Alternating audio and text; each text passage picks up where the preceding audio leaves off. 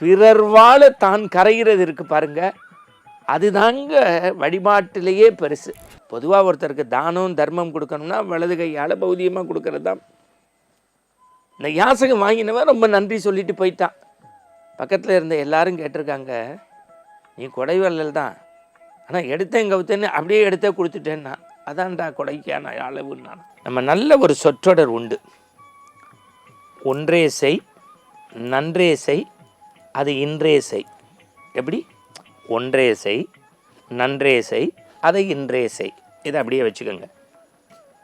நம்ம பெரியவங்க சொல்லுவாங்க, அரிது அரிது மானிடராய் பிறத்தல் அரிது. மானிடராக பிறந்தவன் எல்லோரும் மனிதனாகவில்லை. மனிதன் என்பவன் யார்? எந்த உயிருக்கும் தீங்கு நினைக்காது உலகத்தின் எல்லா உயிர்களையும் தம் உயிர் போல் நினைப்பவன் தான் மனிதன்.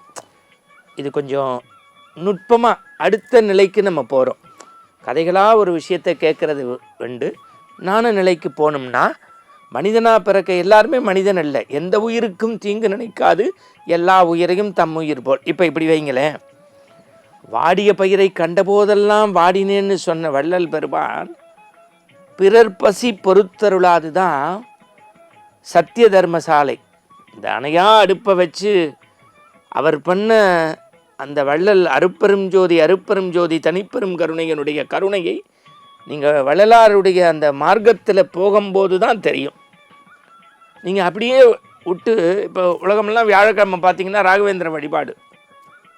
ராகவேந்திர சாமிகளுடைய ஒற்றை இது என்னன்னு, எல்லாவற்றையும் துரத்தல், தனக்குன்னு எதுவுமே கிடையாது. நீங்கள் அப்படியே பக்த துக்காராம்கிட்ட வாங்களேன், ஆசையை அறுக்கிறது, எனக்குன்னு எதுவும் வேண்டாம், அதான் அவருடைய கான்செப்ட். ரமணர் முடிந்த வரைக்கும் பிறருக்கு உதவி செய். இப்போ யோகி ராம் சரத்குமார் இந்த நூற்றாண்டில் வாழ்ந்தவர், விசிறிசாமின்னு நம்ம சொல்கிறோமே, அவருடைய நோக்கம் என்னென்னா பகுத்துண்டு பள்ளிகள் நோம்புதல். ஒன்று நமக்கு கிடைக்குது, அதை பிறரோட ஷேர் பண்ணணும்ல. அட இப்படி வச்சுப்போமே, நமக்கு ஒரு 500 ரூபாய் இன்னைக்கு கிடைக்குது, என்ன சொல்லுவோம்? ஆண்டவனுக்கு நன்றின்னு சொல்கிறது ஒரு நல்ல விஷயம். ஐயோ, எய்த்த வீட்டுக்காரனுக்கு 1000 ரூபா கிடச்சிருச்சு, எனக்கு 500 ரூபா தான். அந்த மனசு அப்படியே படப்படன்னு அடிக்கும். இதை ரெண்டையும் விட்டுருங்க. 500க்கு ஆண்டவனுக்கு நன்றி சொல்கிறது ஒரு நிலை. எனக்கு 500, எய்த்த வீட்டுக்கு 2000, பக்கத்து வீட்டுக்கு 1500, இந்த வீட்டுக்கு 750, இது ஒரு நிலை. மூணாவது நிலை ஒன்று இருக்குது, அதான் என்ன? அதான் உயர்ந்த நிலை, ஞான நிலை, பக்தி நிலை. இறைவா, எனக்கு கிடைத்த இந்த ரூபா உலகத்தில் இருக்கக்கூடிய எல்லாருக்கும் இன்றைக்கி கிடைச்சா எவ்வளோ நல்லா இருக்கும். பிறர் வாழ தான் கரைகிறது இருக்கு பாருங்க, அதுதாங்க வழிபாட்டிலேயே பெருசு. அப்போ என்னன்னா, உன்னால் முடிஞ்சதை செய்ய, ஒன்று செய்ய, அதை நன்று செய்ய, ஆனால் அதை இன்று செய்ய. இப்போ பாருங்க, கர்ணனை பற்றி நமக்கு தெரியும். கார்த்திகைக்கு பின் மழை இல்லை, கர்ணனுக்கு பின் கொடை இல்லை, கொடுத்தே சிவந்த கரம். அதனால்தான் பிற்காலத்தில் அவர் இறக்கும்போது படைப்பு கடவுள் கண்ணனே வந்து கையேந்தி நின்னா. இந்த ஒன்றே செய் நன்றே செய் இன்றே செய்க்கு ஒரு சின்ன உதாரணம் சொல்கிறேன் பாருங்க. சனி நீர் ஆடுன்னு நம்மள்கிட்ட ஒரு பழமொழி உண்டு. சனிக்கிழமை எண்ணெய் தேய்ச்சி குளிக்கிறது அவ்வளவு நல்ல விஷயம். கர்ணன் யார்? கொடை வள்ளல் சக்கரவர்த்தி. எண்ணெய் தேய்ச்சி குளிச்சுக்கிட்டே இருக்கான். ஒரு அந்தனர் யாசகம் கேட்டு போகிறான். குளிக்கும்போது யாசகம் என்ன கொடுக்க முடியும்? உன்கிட்ட இருக்க ஏதாவது ஒன்று கொடுன்ட்டான். இவன் என்ன பண்ணிட்டான்? கர்ணன் இடது கையில் கிண்ண வச்சு எண்ணெய் எடுத்து குளிச்சுக்கிட்டே இருந்தவன் கேட்ட உடனே கொடுத்தேன் இந்தா அப்படின்னு கொடுத்துட்டான். இப்படி லெஃப்ட் ஹேண்டால் கொடுத்துட்டான். பொதுவாக ஒருத்தருக்கு தானம் தர்மம் கொடுக்கணும்னா வலது கையால் பௌதியமாக கொடுக்கறது தான். இந்த யாசகம் வாங்கினவன் ரொம்ப நன்றி சொல்லிட்டு போயிட்டான். பக்கத்தில் இருந்த எல்லாரும் கேட்டிருக்காங்க, நீ கொடைவள்ளல் தான், ஆனால் எடுத்தேன் கவுத்தேன்னு அப்படியே எடுத்தே கொடுத்துட்டேன்னா, அதான்டா கொடைக்கான அளவுன்னு. அதான் கொடைக்கான அளவு. இந்த மனம் பாருங்க, ஒரு குரங்கு. நான் சொல்கிறேன், இந்த நிகழ்வு உங்களை அடுத்த லெவலுக்கு நம்ம கொண்டு போகிறோம். மனசு இருக்குது பாருங்க, ஒருத்தருக்கு கொடுக்கணும்னு நினச்சா அல்பமாக இருக்கக்கூடாது, அப்படியே கொடுத்துடணும். நல்லா தெரிஞ்சுக்கங்க. இந்த குரங்காட்டி வித்தை நான் அடிக்கடி சொல்லுவேன். அந்த குரங்கு சொல்கிறதெல்லாம் செய்யும், இருந்தாலும் குச்சியை வச்சு தட்டிக்கிட்டே இருப்பான். ஏன்னா அது தட்டலைன்னா குரங்கு தான் குணத்தை காட்டும். இந்த மனம் ஒரு குரங்கு. அது அப்பப்போ இதை செய்யாத, அதை கொடுக்காத, அதை பண்ணாத, இதை பண்ணாதன்னு கெட்ட சிந்தனையாக வரும்.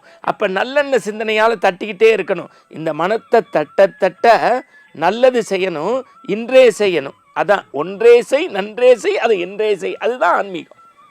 இப்போ கர்ணன் சொல்கிறான், இந்த மனசு இருக்குது பாரு, இந்த கையிலேருந்து இந்த கைக்கு வர்றதுக்குள்ளே, இந்த கையிலேருந்து இந்த கைக்கு பாதியாக கொடுக்கலாமா, இல்லை எண்ணெயை கொடுக்கலாமா, இல்லை கிண்ணத்தை கொடுக்கலாமா? மனசு அலைபாயம்னா கூடவே கூடாது. ஒருத்தனுக்கு கொடுக்கணும்னு முடிவு பண்ணிட்டா எடுத்தேன் கொடுத்தேன். இது எவ்வளோ பெரிய விஷயம். அதே பாரதத்தில் இன்னொன்று இருக்குது. தர்மராஜா இல்லைன்னு சொல்லாதவன், வாசலில் யாரோ யாசகம் கேட்குறான். உள்ளே இருந்த தர்மர் எட்டி பார்த்தான். என்னப்பான்னா யாசகம்னா, இன்று போய் நாளை வான்னா, இன்று போய் நாளை வான்னா. பீமன் கழுக்குன்னு சிரித்தான். என்ன பீமா, என்னுடைய கொடையை பார்த்து என் நல்லுள்ளத்தை பார்த்து உனக்கு என்ன நகைப்பு சிரிப்புன்னா, நீ எவ்வளோ பெரிய ஆள், நாளைக்கு உனக்கு பெரிய பாராட்டு விழா, ஊரே கூடி பரிவட்டம் கட்டி உனக்கு பாராட்டு விழான்னா என்ன நக்கல் நையாண்டி பண்ணுறேன்னா. இல்லைன்னா இந்த காலம் மிக கொடியது. நீ எல்லாம் அறிந்தவன். ஒருத்தனுக்கு கொடுக்கணும்னு நினச்சா அப்படியே கொடு, இல்லை இருக்கிறத செஞ்சுட்டு போ. அது என்ன நாளைக்கு வான்னு சொல்கிற? நாளைக்கு நீ இருப்பியா, அவன் இருப்பானா, இந்த நேரம் இருக்குமா, இதெல்லாம் யாருக்கு தெரியும்? அப்படியே தர்மன் துடிச்சிட்டானா. தர்மராஜான்னு பேர் எடுத்தேன்னா காலத்தை கணிக்கவே இல்லையே. ஒருத்தனுக்கு கொடுக்கணும்னா அப்பயே கொடுத்தரணும். அப்போ தான் உலகத்தில் சொன்னான், ஈர இதயம் தாண்டா பெருசுன்னா. எது? மலையை விட மலையை செதுக்கக்கூடிய இரும்பை விட இரும்பை அணைக்கக்கூடிய மாற்றத்தை கூடிய நெருப்பை விட நெருப்பை அணைக்கக்கூடிய நீரை விட நீரை கெழுத்தறிய செய்யக்கூடிய காற்றை விட துன்புற்றவனுக்கு துயருற்றவனுக்கு இடது கைக்கு தெரியாமல் வலது கையில் கொடுக்கக்கூடிய ஈர இதயம்தான் இறைவனுடைய படைப்பில் உயர்ந்தது. நீங்கள் எந்த ஆன்மீக கதையை எடுத்தாலும் சரி, எந்த பக்தி இலக்கியத்தை பார்த்தாலும் சரி, அந்த உள்ளம் உவந்து செய்யக்கூடிய அந்த அன்பு இருக்கு பாருங்க, அதுதான் இறைவனுக்கு உகந்தது. ஒன்றே செய்வோம், நன்றே செய்வோம், இன்றே செய்வோம், இப்பொழுதே செய்வோம். மீண்டும் நாளை ஆனந்த ஆரம்பத்தில் சந்திப்போம்.